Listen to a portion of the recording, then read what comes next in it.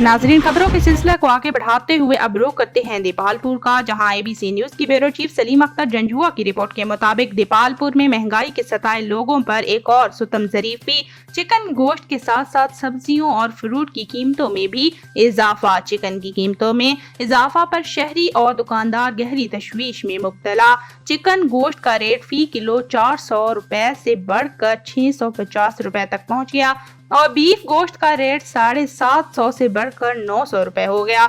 और अगर फ्रूट की बात करें तो आम 160 रुपए, आलू बुखारा 400 रुपए, आड़ू 300 रुपए किलो में फरोख्त किया जा रहा है।